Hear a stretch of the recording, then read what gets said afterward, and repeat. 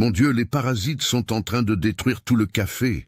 Même les drones ne suffisent plus. La machine est tombée en panne et 11 mécaniciens allemands ne cessent de répéter « Calmez-vous, monsieur Jean. Nous allons résoudre le problème. » Les jours passent, rien ne fonctionne, jusqu'à ce que de nulle part, une charrette traverse la ferme. Une femme simple en descend, regarde tout le monde et dit « Puis-je jeter un œil à cette machine ?» Ils rient, mais n'ont aucune idée de ce qui est sur le point de se produire. Restez jusqu'à la fin pour découvrir le dénouement de cette histoire. C'était un matin de mars, lorsque le désespoir frappa à la porte de Monsieur Jean-Bernard Delacroix, que tout le monde appelait affectueusement Monsieur Jean. À 61 ans, cet homme avait bâti un empire, 3500 hectares de café, une opération d'une valeur de 180 millions d'euros, le fruit d'une vie entière de travail honnête. Mais ce matin-là, il regardait ses plantations le cœur serré, sentant ce poids que seuls ceux qui travaillent à la terre connaissent, la sensation de voir tout ce qu'il avait construit menacé. Un parasite, la mineuse du café, avait attaqué 1/3 de sa récolte. Pouvez-vous imaginer 22 millions d'euros de production compromise. Chaque jour qui passait, c'était plus d'argent jeté par les fenêtres. La solution était là, à portée de main. L'application urgente de produits phytosanitaires avec des drones pulvérisateurs. Mais il y avait un petit problème. Et quel problème?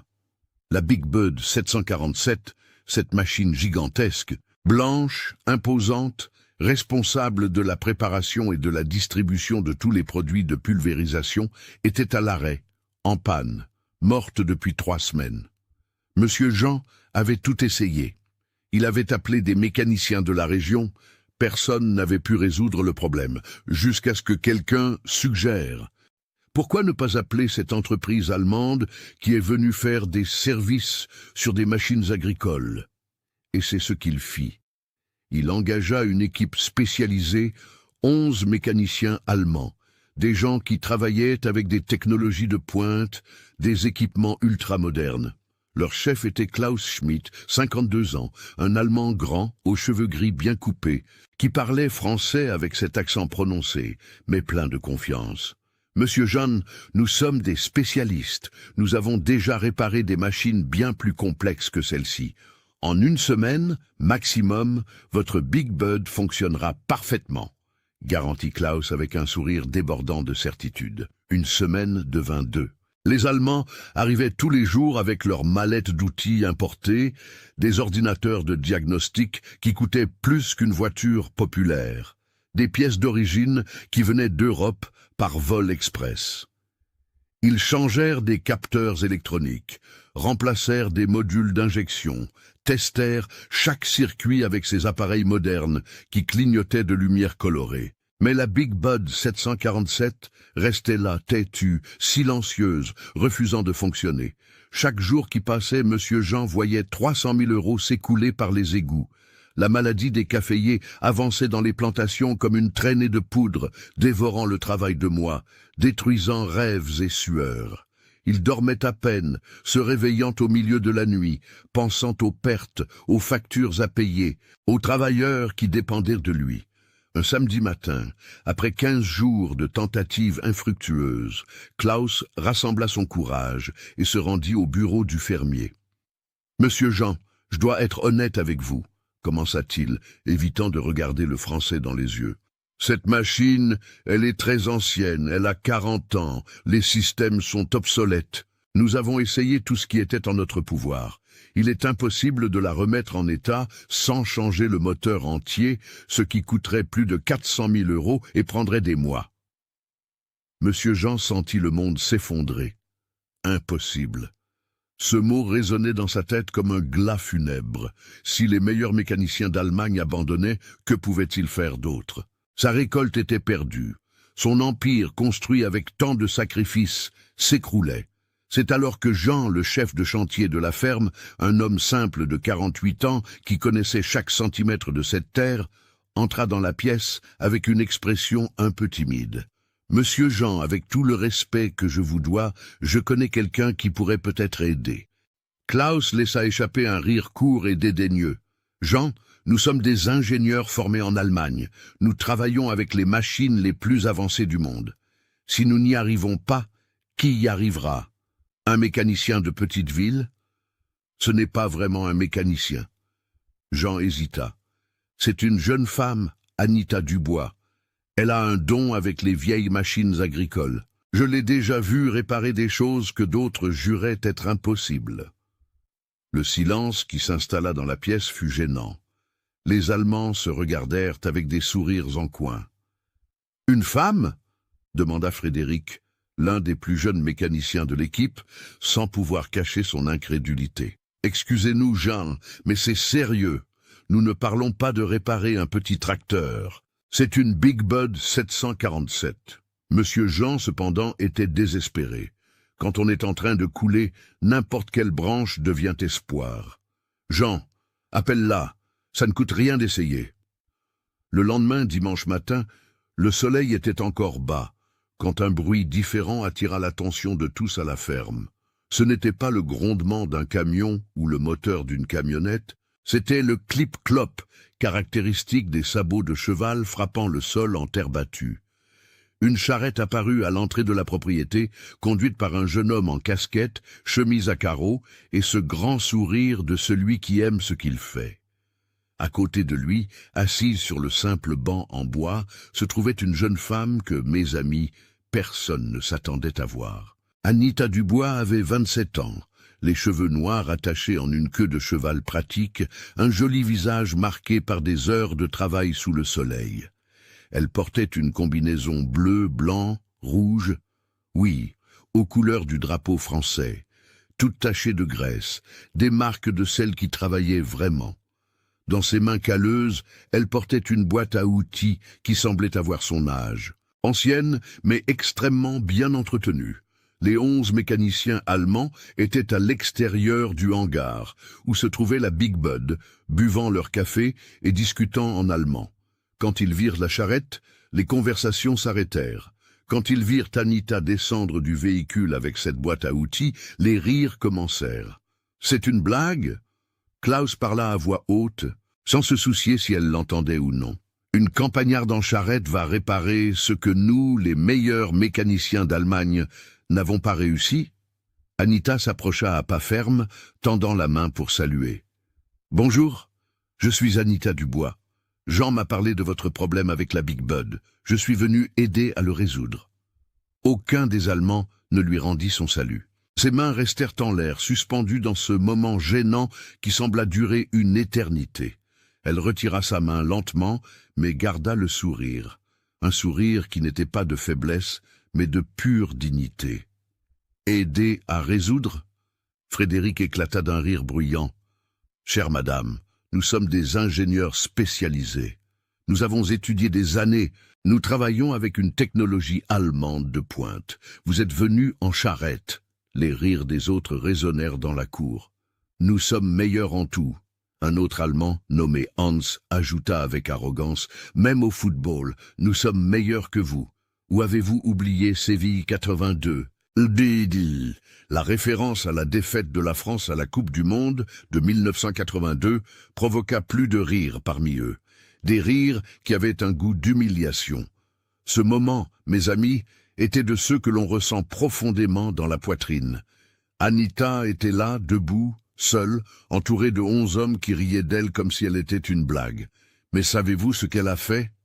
Elle inspira profondément, leva le menton et répondit avec un calme que seule celle qui est sûre de sa propre valeur peut avoir. « Ça fait des années que la France a connu des moments difficiles, commença-t-elle, et sa voix ne tremblait pas du tout. Mais la France a été championne du monde de football. Nous sommes des champions. L'Allemagne a ses titres. » Elle fit une pause, les regardant chacun dans les yeux. « Et maintenant, il y a 11 mécaniciens étrangers qui parlent très mal le français. Et c'est moi qui vais m'efforcer de réparer ce moteur avec la simplicité et l'humilité de notre peuple. » Klaus leva les yeux au ciel, mais elle continua. Et chaque mot qui sortait de la bouche de cette jeune femme était comme une leçon de dignité. « J'ai appris la mécanique agricole avec mon père, Jacques Dubois, avec mon frère Pierre et avec mes oncles. Ce sont eux, des hommes d'honneur, comme beaucoup d'hommes ici en France, maçons, éboueurs, travailleurs de la terre, souvent sous-estimés dans leur propre pays.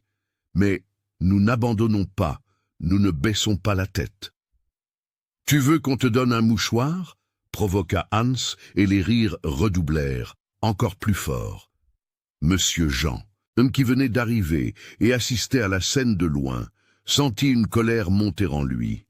Ce n'était pas de la colère contre Anita, c'était de la colère contre ces hommes qu'il avait payé une fortune pour venir à sa ferme, et qui traitaient maintenant une Française comme une paria sur sa propre terre.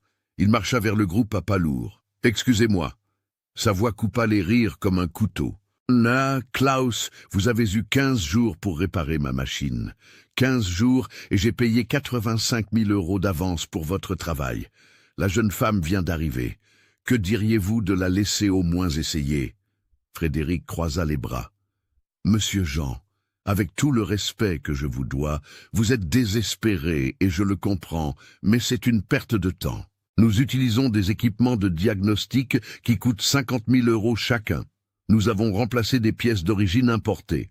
Si nous n'avons pas réussi, une jeune femme arrivée en charrette avec une boîte à outils de vieille ferraille n'y arrivera pas. »« Vieille, mais fonctionnelle, » dit Anita doucement, mais tout le monde l'entendit. « Ces outils appartenaient à mon grand-père, puis à mon père. Maintenant, ils sont à moi. Ils ont 60 ans d'histoire, de réparation, de machines qui ont repris vie. Pas besoin d'être neuf pour être bon. » « Que c'est mignon, » se moqua Klaus. « Une histoire émouvante, mais les machines modernes exigent une technologie moderne, pas du sentimentalisme. » À ce moment-là, Pierre, le frère d'Anita, qui était resté s'occuper des chevaux, s'approcha. Il avait 19 ans, était grand et fort du travail à la ferme, et ses yeux brillaient d'une colère contenue en voyant les hommes traiter sa sœur de cette manière. « Anita, nous n'avons pas besoin de rester ici à écouter ça. Allons-nous-en. » Mais elle toucha son bras avec délicatesse. « Calme-toi, Pierre, nous ne sommes pas venus jusqu'ici pour abandonner à cause de quelques mots. » Et elle se tourna vers Monsieur Jean. « Monsieur, me donnez-vous la permission de regarder la machine au moins ?» Le fermier hocha la tête, et vous devez comprendre ce qu'il ressentait à ce moment-là. Monsieur Jean était un homme qui avait commencé comme ouvrier agricole, maniant la houe à 12 ans. Il savait reconnaître la détermination, la dignité. Et cette jeune femme, faisant face à toute cette humiliation la tête haute, lui rappelait lui-même jeune. Anita se dirigea vers le hangar, où se trouvait la Big Bud 747. La machine était imposante, même à l'arrêt. 6 mètres de haut, 8 de long, toute blanche, avec des détails rouges déjà délavés par le temps. C'était le genre d'équipement qui impressionne quiconque s'y connaît en agriculture. Neuf, elle coûtait plus de 2 millions d'euros, et même avec 40 ans d'utilisation, elle valait encore une fortune. Les Allemands la suivirent. Bien sûr, ils n'allaient pas manquer l'occasion de voir le spectacle, comme ils le pensaient. Ils formèrent un cercle autour d'elle, les bras croisés, des sourires moqueurs sur les visages. « Vous pouvez regarder à votre aise. » Klaus parla d'un ton condescendant qui donnait envie de frapper le mur. « Nous avons déjà démonté tout ce qui était démontable. Nous avons testé chaque capteur, chaque circuit, chaque connexion. Le problème est structurel, il n'y a pas de solution. » Anita ne répondit pas. Elle ouvrit simplement sa boîte à outils. « Et vous auriez dû voir ces outils, chacun à sa place, propres, organisés, entretenus avec amour. » Elle sortit une grande clé à molette et commença à examiner la machine par le dessous, s'accroupissant sans crainte de salir davantage sa combinaison. « Regardez, elle va se mettre sous la machine. » Frédéric commenta aux autres en allemand, mais assez fort pour que tout le monde entende. « Cherche quoi ? Des miracles. » Anita passa 10 minutes à seulement observer. Elle touchait des pièces, sentait les textures, vérifiait les connexions. Les Allemands commencèrent à s'impatienter. « Vous avez assez vu, Cendrillon ?» provoqua Hans. « Ou faut-il que nous appelions la fée marraine ?» C'est alors qu'elle se leva et fit quelque chose qui laissa tout le monde bouche bée. « Monsieur Jean, pouvez-vous demander à quelqu'un de démarrer le moteur ?» Klaus fit un pas en avant. « Démarrer ? La machine ? Elle ne démarre pas. C'est précisément le problème. Nous avons essayé des centaines de fois. Elle démarre, corrigea Anita. Le démarreur tourne environ 30 secondes et s'éteint ensuite tout seul. Je l'ai vu dans les rapports que vous avez laissés sur le bureau, pendant que vous vous moquiez de moi dehors. Le silence qui s'installa fut gênant. Elle avait raison. Le moteur démarrait mais ne tenait pas. Jean, le chef de chantier, monta dans la cabine et tourna la clé. Le moteur de la Big Bud rugit pendant quelques secondes.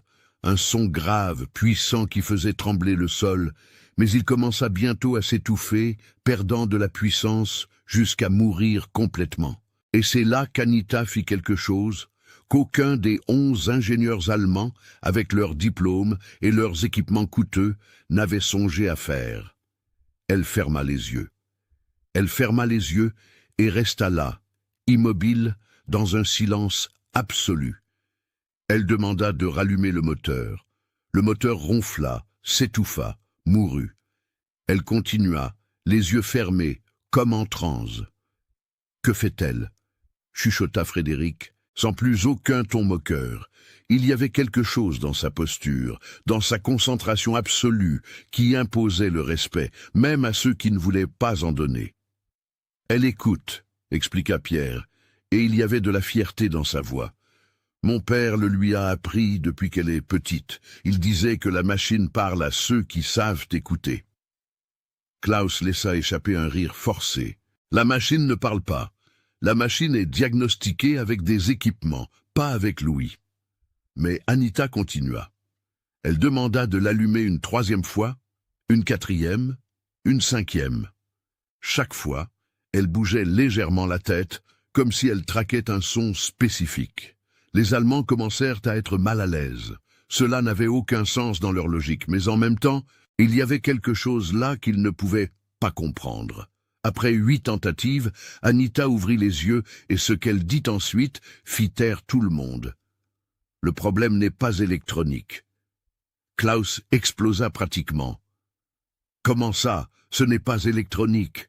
Tous les capteurs indiquent une défaillance des systèmes d'injection. Les codes d'erreur sont clairs.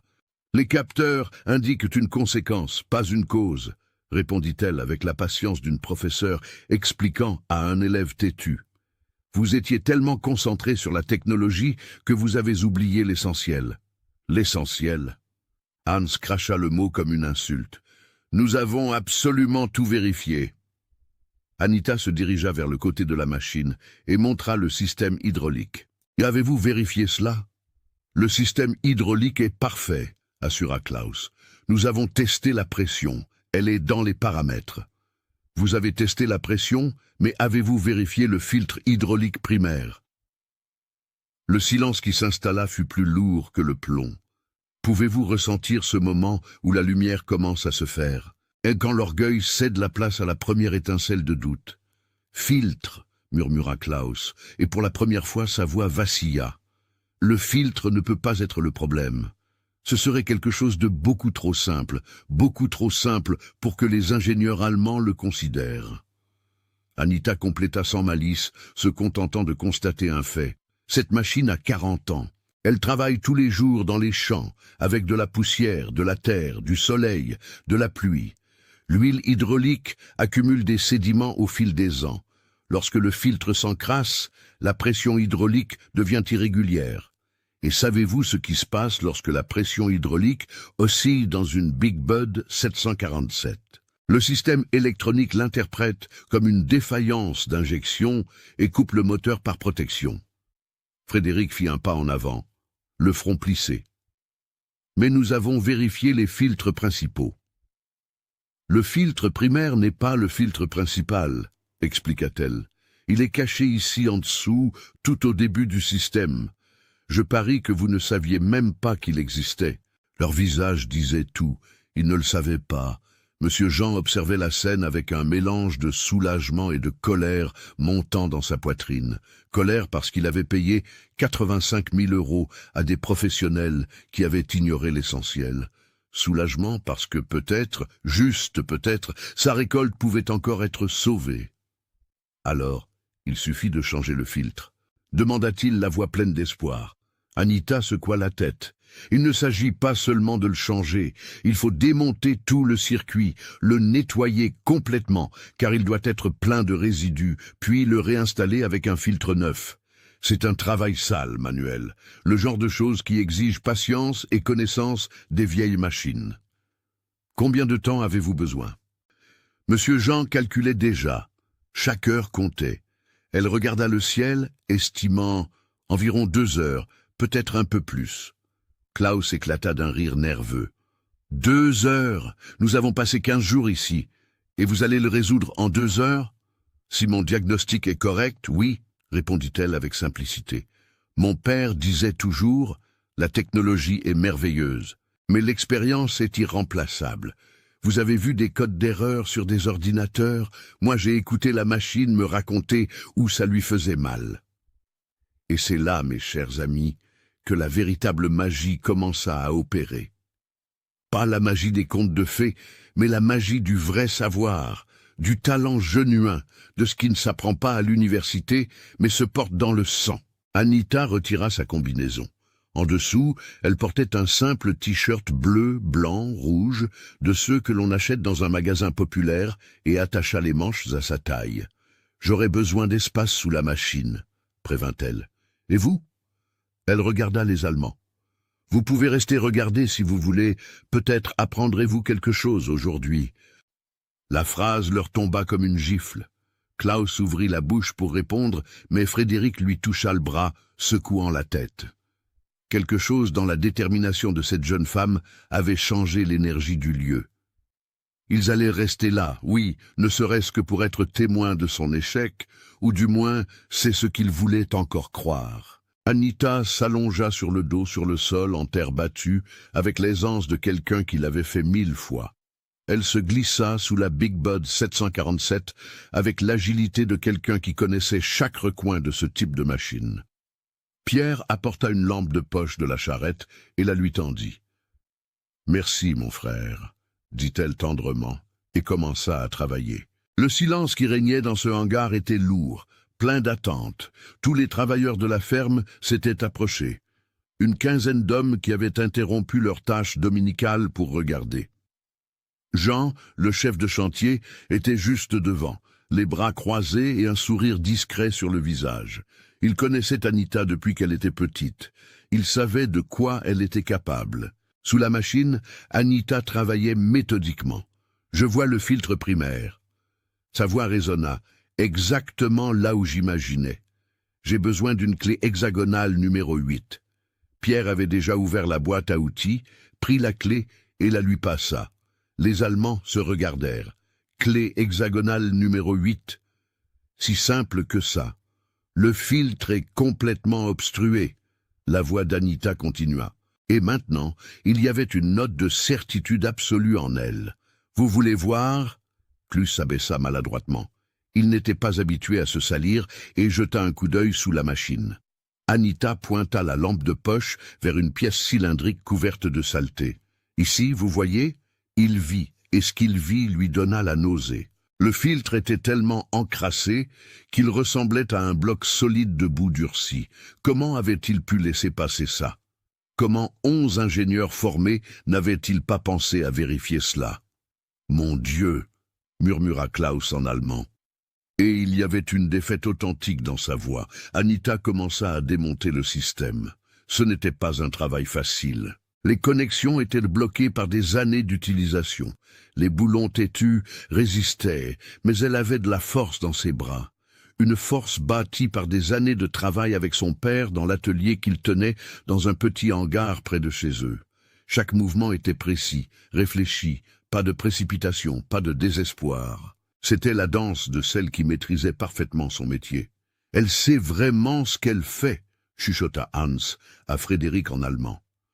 La moquerie avait disparu de sa voix, remplacée par quelque chose qui ressemblait à un respect involontaire. Une demi-heure plus tard, Anita sortit de sous la machine, tenant le filtre dans ses mains. La pièce était méconnaissable, tant elle était sale, de la vieille huile mélangée à de la poussière de terre, formant une croûte dure comme de la pierre. 40 ans de sédimentation, leur montra-t-elle à tous. faisant tourner le filtre à la lumière. Huile hydraulique de mauvaise qualité, utilisée par le passé, poussière des champs, manque d'entretien préventif adéquat, tout cela s'est accumulé jusqu'à l'obstruer complètement. Lorsque la pression hydraulique chute, les pistons qui contrôlent l'injection ne fonctionnent pas correctement.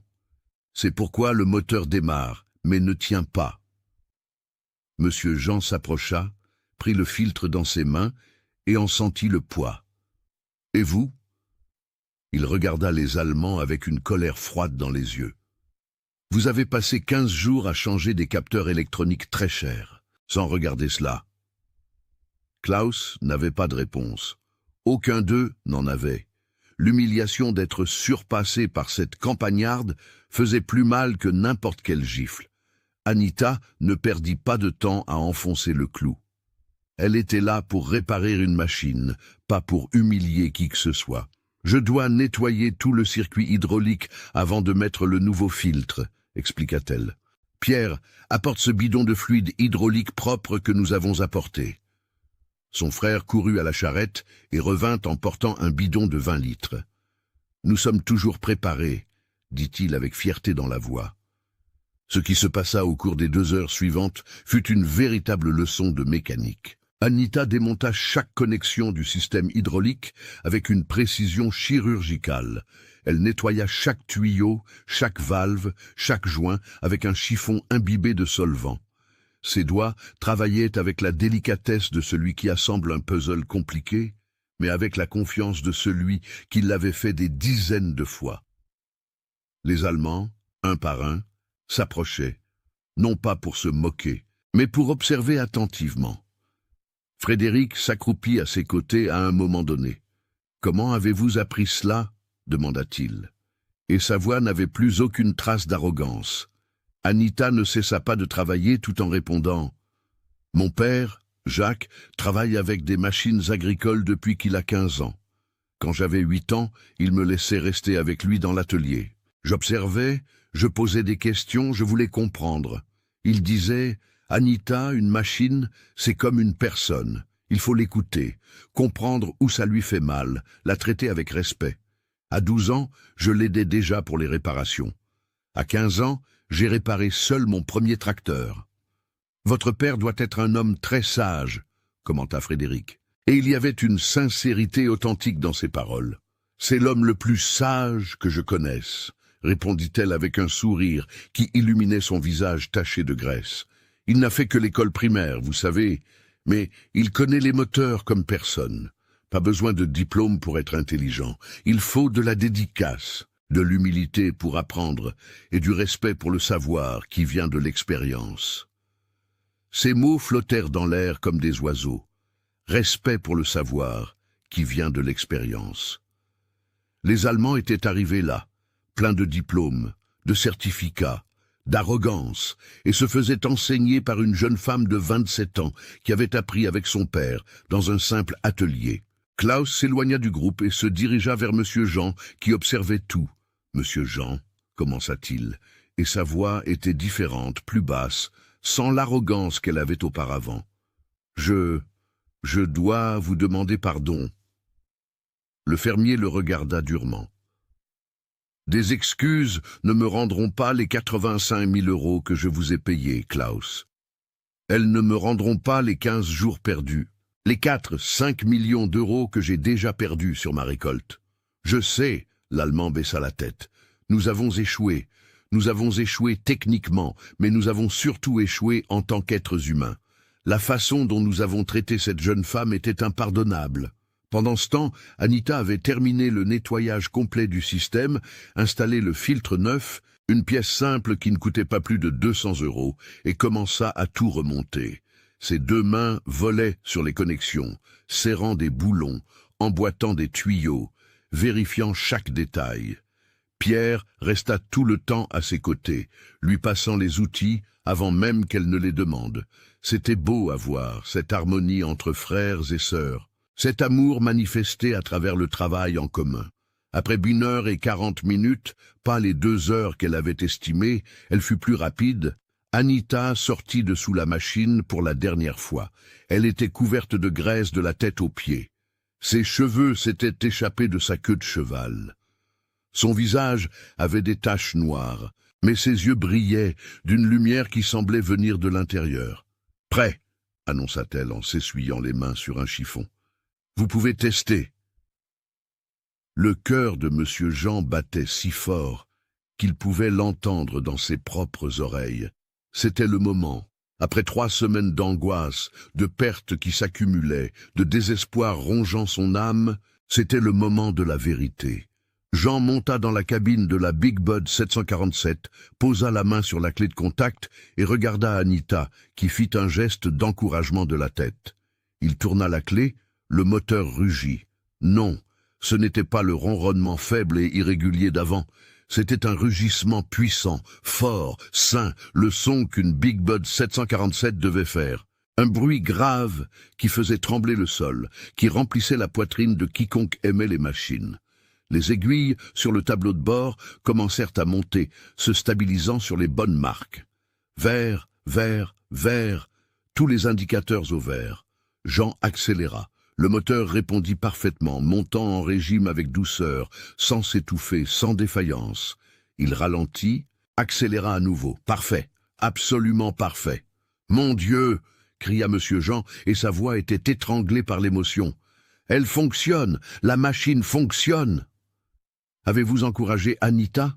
Dites en commentaire quelle a été votre partie préférée. Les travailleurs de la ferme éclatèrent en applaudissements et en cris de joie. Anita resta là, souriant timidement, tandis que des larmes commençaient à couler sur son visage sali par la graisse. Ce n'étaient pas des larmes de tristesse, c'étaient des larmes d'accomplissement, de mission accomplie, de talent reconnu. Pierre courut vers elle et la souleva en l'air, la faisant tourner dans ses bras. « Tu as réussi, je savais que tu y arriverais. » Jean descendit de la cabine, les yeux embués. « Parfaite. La machine est parfaite, tous les systèmes répondent, toute la puissance est revenue. » Il s'approcha d'Anita et, devant tout le monde, fit une révérence. « Vous venez de sauver cette ferme. » Monsieur Jean s'approcha d'elle à pas tremblants. Cet homme de 61 ans, qui avait bâti un empire de ses propres mains, qui avait affronté sécheresse, parasites, crises économiques, pleurait ouvertement.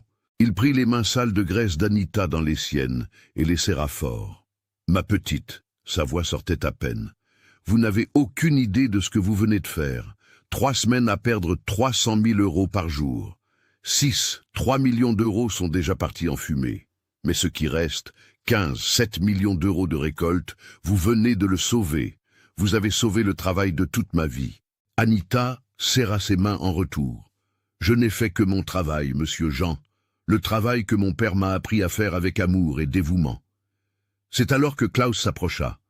Tous les autres Allemands le suivirent, formant une ligne.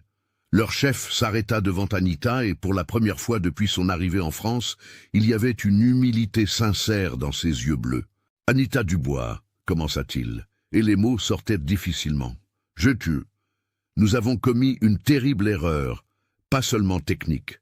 Nous vous avons jugé sur votre apparence, sur votre simplicité, sur votre moyen de transport. Nous nous sommes moqués de vous. Nous avons ridiculisé votre talent. Nous vous avons traité comme si vous étiez inférieur. » Il inspira profondément. « Vous nous avez donné aujourd'hui une leçon que je garderai pour le reste de ma vie. La technologie est importante, oui, mais sans expérience, sans humilité, sans la sagesse qui vient du vrai travail, la technologie ne vaut rien. Vous êtes une maîtresse, Anita, une véritable maîtresse. » Frédéric fit un pas en avant. « Nous avons étudié 6 ans de génie mécanique en Allemagne. Nous travaillons avec les machines les plus modernes du monde. Et vous, qui avez appris avec votre père dans un simple atelier, vous nous avez appris plus en 2 heures que nous n'avons appris en des années d'université. » Hans, celui qui avait fait la blague sur le football, avait les yeux baissés. « Je vous demande pardon pour les offenses. Elles étaient impardonnables. Vous avez tout à fait le droit de nous haïr. » Mais Anita secoua la tête. « Je ne vous hais pas. La haine ne construit rien. Elle ne fait que détruire. Vous vous êtes trompé, oui, mais l'important est que vous reconnaissiez votre erreur. Cela montre du caractère. Et peut-être qu'aujourd'hui, nous avons tous appris quelque chose d'important sur le respect. Le silence qui s'installa était différent des silences précédents. Ce n'était pas un silence de malaise ou de gêne. C'était un silence de transformation, de ces moments rares dans la vie où les gens changent vraiment intérieurement. Monsieur Jean essuya les larmes de son visage. « Anita, je dois vous dire quelque chose. Sérieusement, le cœur ouvert. » Elle le regarda attentivement. « Vous venez de sauver 7 millions d'euros de ma récolte. Plus que cela, vous m'avez montré aujourd'hui quelque chose que j'avais oublié pendant toutes ces années en construisant mon empire, que la valeur d'une personne ne réside pas dans un diplôme au mur, ni dans les vêtements qu'elle porte, ni dans la voiture qu'elle conduit, mais dans le caractère, le vrai savoir, la dignité de faire un travail bien fait. » Il fit une pause, la regardant dans les yeux. « Je veux que vous soyez ma chef de maintenance mécanique. Ici, sur cette ferme, vous vous occuperez de toutes les machines, toutes. Et je veux plus. Je veux que vous fassiez venir votre famille vivre ici, votre père, vos frères et sœurs, vos oncles, tous ceux qui veulent venir.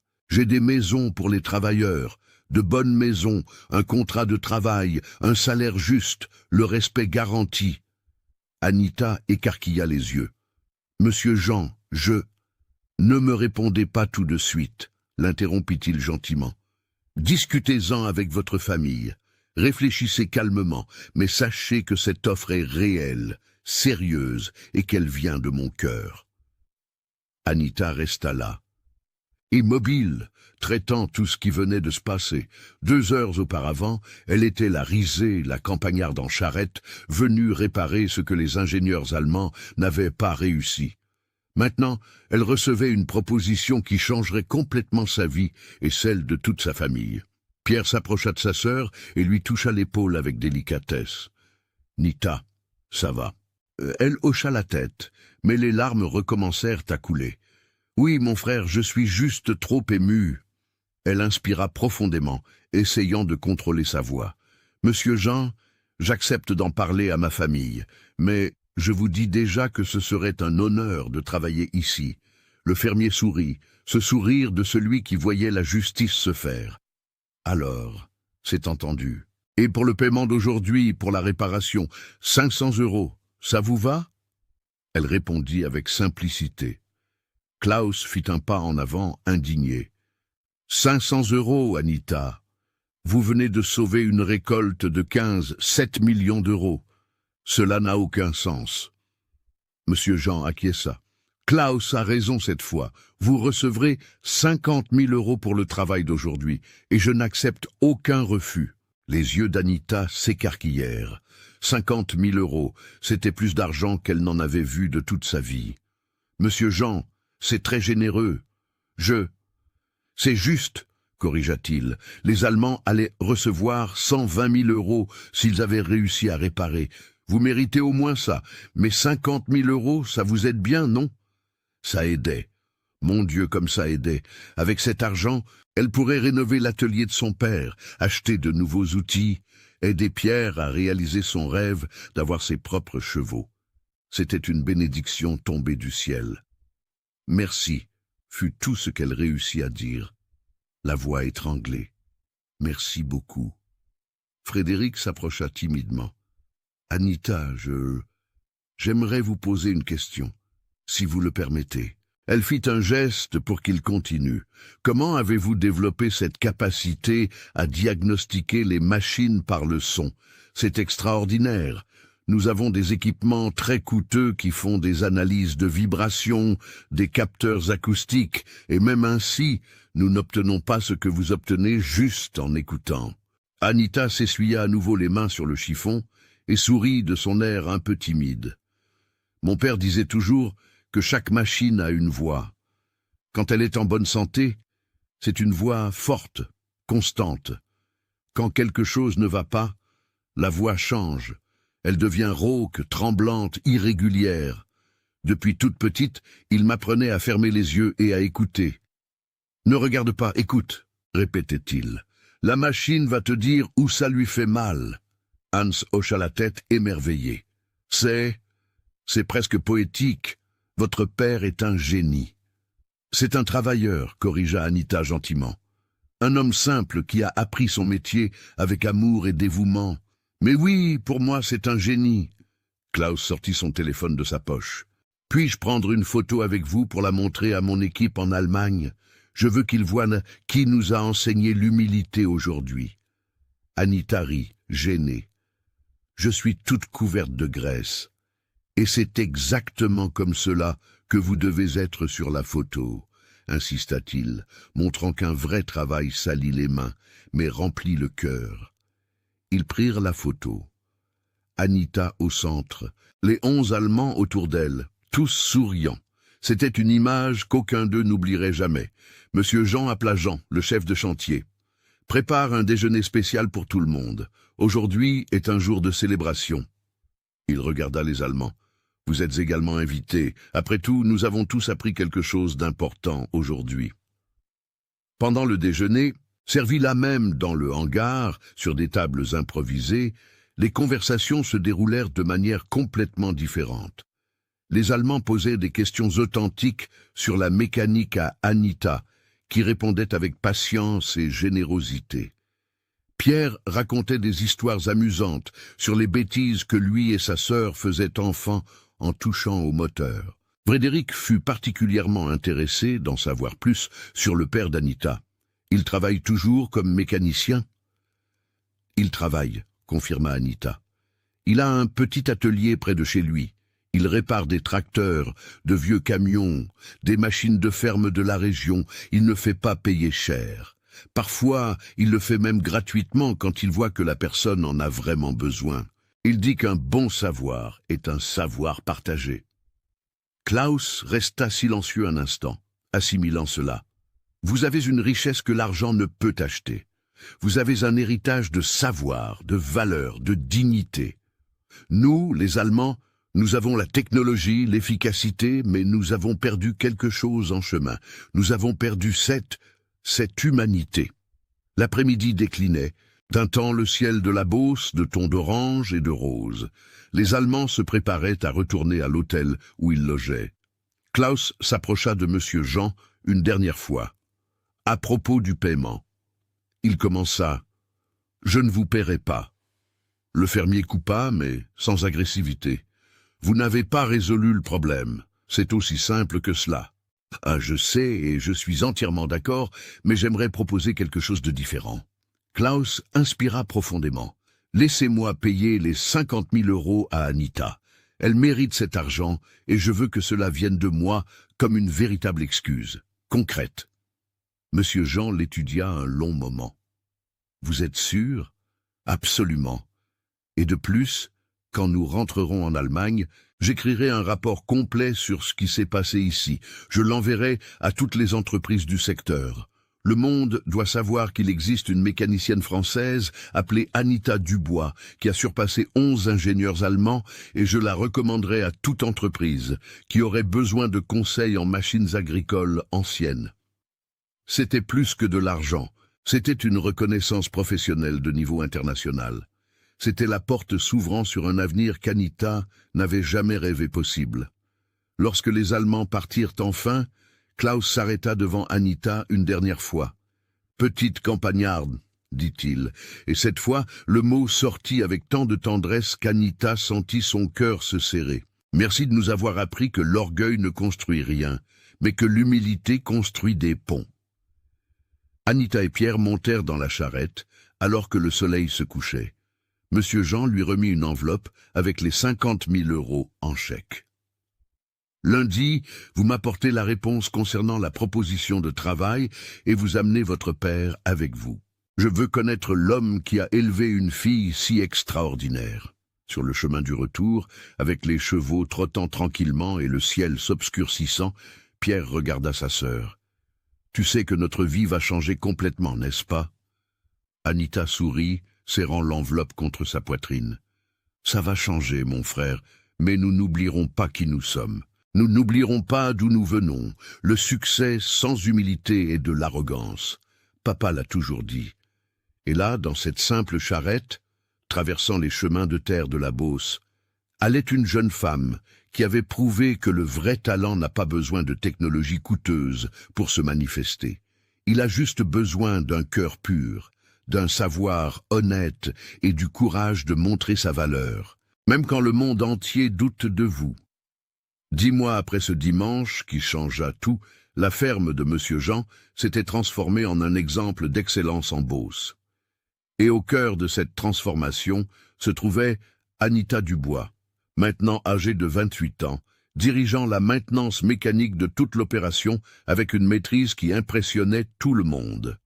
C'était un matin de janvier, l'été frappant fort, quand Anita inspectait la Big Bud 747, cette même machine qui avait changé son destin. Elle portait une nouvelle combinaison bleue, avec son nom brodé sur la poitrine. Anita Dubois, chef de maintenance.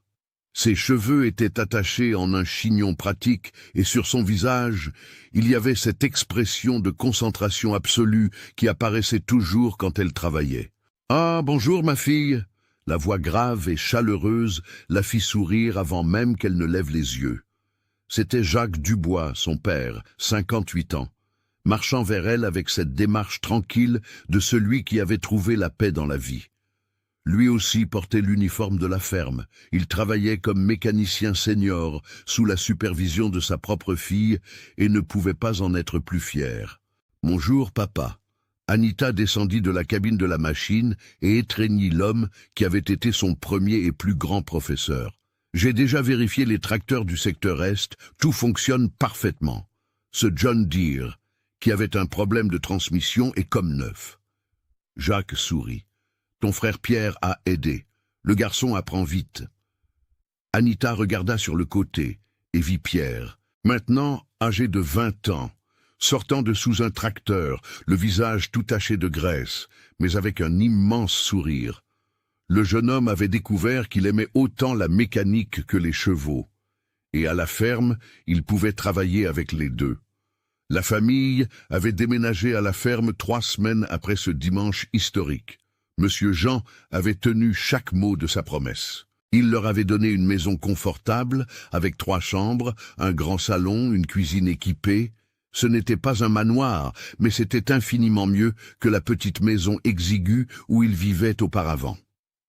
Jacques, Pierre et 2 oncles d'Anita, Marc et Robert, avaient tous un emploi stable, un contrat de travail, un salaire digne. Mais la plus grande transformation avait eu lieu chez Anita.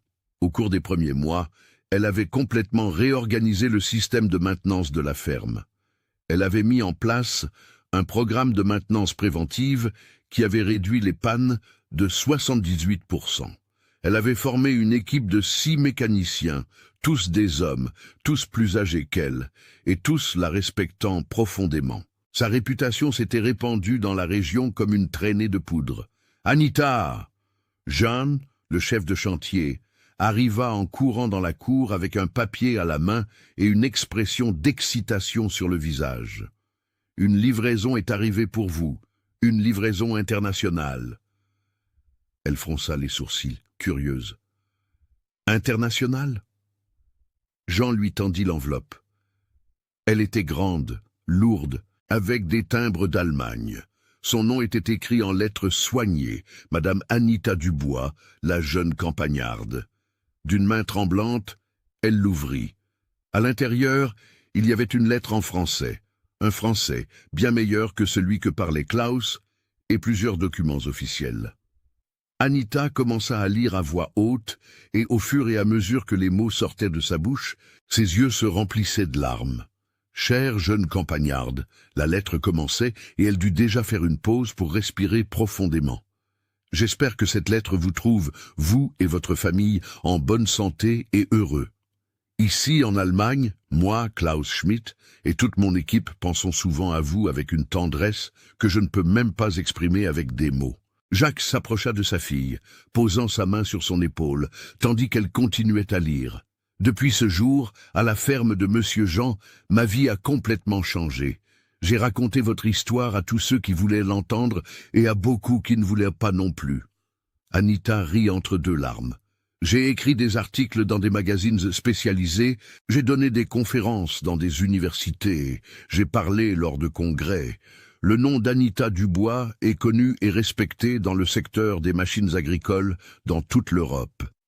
Pierre s'était également approché, s'essuyant les mains sur un chiffon pour pouvoir lire par-dessus l'épaule de sa sœur. Mais la reconnaissance à distance ne suffit pas. C'est pourquoi, avec cette lettre, vous trouverez une invitation officielle à l'Agrotech 2025, le plus grand salon mondial des machines agricoles qui aura lieu à Hanovre, en Allemagne, en novembre de cette année. Et ce n'est pas n'importe quelle invitation, jeune campagnarde. C'est une invitation à être la conférencière principale. Anita dut s'arrêter de lire.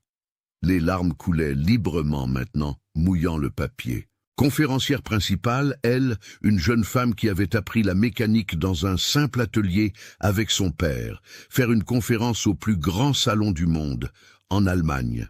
« Continue, ma fille ?» demanda Jacques, la voix également étranglée par l'émotion. « Le thème de votre conférence sera « Savoir traditionnel contre technologie moderne, pourquoi les deux sont essentiels ?» Vous aurez 90 minutes sur la scène principale avec traduction simultanée en 15 langues. Nous attendons une audience de plus de 3000 professionnels du secteur. Toutes vos dépenses sont prises en charge. Billets d'avion, hôtel 5 étoiles, nourriture, tout. Et vous pouvez amener un accompagnateur. J'espère que ce sera votre père, car le monde a besoin de connaître l'homme qui a élevé une mécanicienne si extraordinaire. J'en pleurais aussi maintenant. Plusieurs travailleurs qui s'étaient approchés pour voir ce qui se passait essuyaient discrètement leurs yeux. « S'il vous plaît, dites oui, petite campagnarde. Dites que vous viendrez nous en apprendre davantage sur l'humilité, sur le vrai savoir, sur ce qui compte vraiment dans cette profession que nous aimons. Nous vous attendrons les bras ouverts avec une admiration éternelle. Klaus Schmidt et toute l'équipe. » Silence. Un silence lourd d'émotion, de ceux que l'on ressent physiquement dans la poitrine. Jacques serra sa fille dans ses bras avec force, et pour la première fois depuis de nombreuses années, cet homme fort qui avait travaillé toute sa vie sous le soleil et la pluie pleura ouvertement. « Ma fille va donner une conférence en Allemagne, » chuchota-t-il. « Ma petite Anita, à qui j'ai appris à tenir un tournevis à 8 ans, va enseigner aux Allemands. » Monsieur Jean avait entendu l'agitation et descendit de la maison principale presque en courant. « Qu'est-ce qui s'est passé ? Tout va bien. » Anita lui montra la lettre, sans pouvoir parler correctement. Le fermier lut rapidement, et un sourire immense apparut sur son visage. « C'est merveilleux, absolument merveilleux, et bien sûr que vous allez accepter. »« Mais, monsieur Jean, la ferme ?» commença-t-elle. « La ferme ira parfaitement bien sous la garde de Jacques et Pierre pendant 1 semaine, l'interrompit-il. Anita, vous ne comprenez pas ce que cela signifie. Vous allez représenter la France, vous allez montrer au monde que notre pays a des professionnels aussi bons que n'importe quel endroit de la planète. C'est un honneur non seulement pour vous, mais pour nous tous. » Pierre prit sa sœur par les épaules. « Nita, tu dois y aller et tu dois emmener papa. Vous deux le méritez. » Cette nuit-là, la famille Dubois, réunie dans le salon de la maison que monsieur Jean leur avait donné, parla jusqu'à tard de la proposition. Jacques avait peur de l'avion. Il n'avait jamais quitté la Beauce, encore moins la France. Mais l'idée de voir sa fille être reconnue internationalement vainquait toute peur. « Papa, tu m'as appris tout ce que je sais, » dit Anita, tenant ses mains calleuses. « Tu es le vrai maître, je ne fais que récolter les fruits de ce que tu as planté, et le monde a besoin de te connaître. » Jacques essuya ses larmes. « Alors, on y va, ma fille. Nous irons ensemble montrer à ces Allemands ce qu'est le vrai savoir-faire français. » Les mois suivants furent marqués par une préparation intense. Anita écrivit et réécrivit sa conférence des dizaines de fois. Elle s'entraîna devant le miroir, devant sa famille, devant les travailleurs de la ferme. Monsieur Jean engagea une professeure d'anglais pour lui donner, à elle et à Jacques, quelques leçons de base. Klaus avait garanti qu'il y aurait une traduction, mais quelques salutations en anglais aideraient. Lorsque novembre arriva enfin, père et fille embarquèrent sur un vol pour l'Allemagne. C'était la première fois pour les deux dans un avion. Jacques serra la main d'Anita pendant le décollage avec tant de force qu'elle pensa que ses doigts allèrent se casser. Mais quand l'avion se stabilisa dans les nuages et qu'il regarda par la fenêtre, voyant le monde en dessous si petit, ses yeux brillèrent d'enchantement. À Hanovre, Klaus et toute l'équipe des 11 mécaniciens attendaient à l'aéroport avec une banderole. « Bienvenue, petite campagnarde !» L'embrassade entre Anita et Klaus fut longue, pleine d'émotions authentiques. Frédéric serra Jacques dans ses bras comme s'il étreignait un vieil ami. « Monsieur Jacques, c'est un honneur de rencontrer enfin le maître qui a enseigné à la maîtresse. » Le salon Agrotech était gigantesque, 450 000 m² de superficie, des milliers d'exposants, des machines du monde entier. Mais le moment le plus attendu par tous était la conférence d'Anita.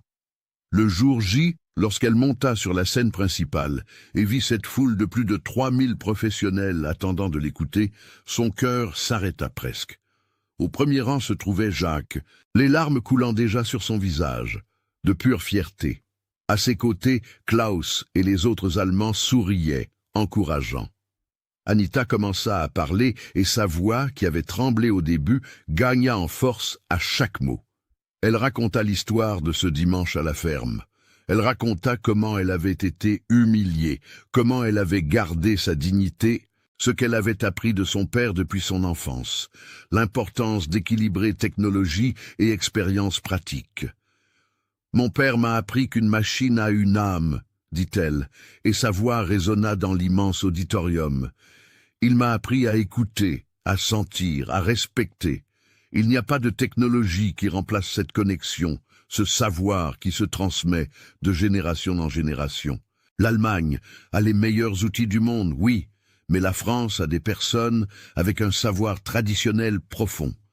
Lorsque nous unirons ces deux forces, technologie et tradition, alors seulement nous ferons des merveilles. » Le public applaudit debout pendant 5 minutes consécutives.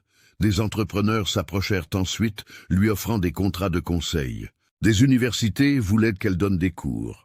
Des fabricants d'outils voulèrent la sponsoriser, mais le moment le plus spécial fut lorsque Klaus monta sur scène et, devant tout le monde, s'agenouilla devant elle.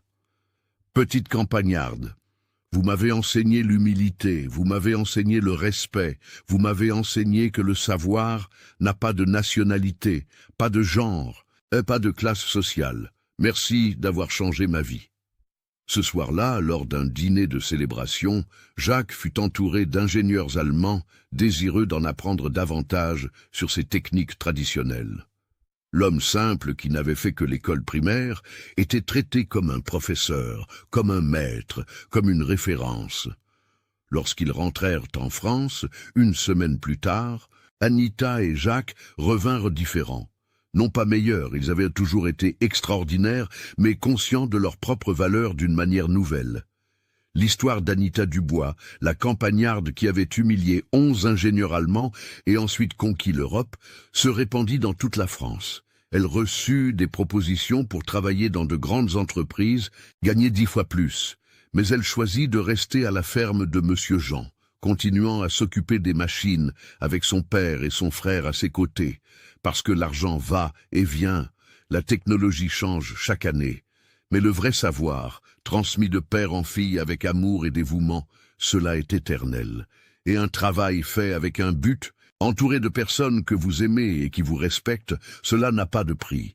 Anita Dubois a prouvé que le talent n'a pas besoin de diplôme pour exister, que l'humilité est la plus grande des forces, que le préjugé est pure stupidité, et qu'une jeune femme en charrette avec les mains sales de graisse et le cœur rempli de vrai savoir, elle peut enseigner des leçons que les meilleures universités du monde n'enseignent pas.